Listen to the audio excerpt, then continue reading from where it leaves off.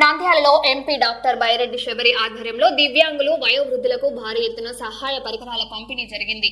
కేంద్ర ప్రభుత్వ ఏడీఐపీ పథకం కింద 4,000 కోట్ల రూపాయల విలువైన వీల్ చైర్లు, ట్రైసైకిళ్లు, బ్యాటరీ సైకిళ్లు, వినికిడి యంత్రాలు తదితర పరికరాలను 3,000 మందికి పైగా లబ్ధిదారులకు అందజేశారు. దివ్యాంగుల కళ్లలో ఆనందం చూడటమే తమ లక్ష్యమని ఎంపీ బైరెడ్డి శబరి పేర్కొన్నారు. సీఎం చంద్రబాబు ప్రభుత్వం దివ్యాంగులకు అండగా ఉంటుందని ఆమె స్పష్టం చేశారు.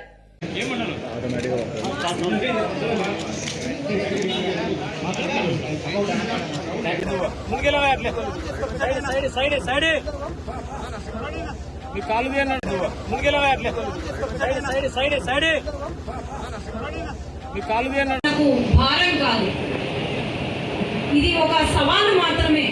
మన జీవితంలో ఈ సవాళ్లను ముందుకు వెళ్తూ ఎదిరించుకుంటూ ముందుకు వెళ్తూ అలింకో సంస్థ అలాంటి సంస్థల ద్వారా మనకు ప్రోత్సాహం ఇస్తూ అలాగే పరికరాలు ఇస్తూ ఉంటే ఈరోజు అలింకో సంస్థ ఏడిప్ ద్వారా అలింకో సంస్థ చేసిన కృషి చేసిన సహాయం ఏదైతే ఉందో వాళ్ళకు హృదయపూర్వకంగా మనం అందరం కూడా ధన్యవాదాలు చెప్పాలి.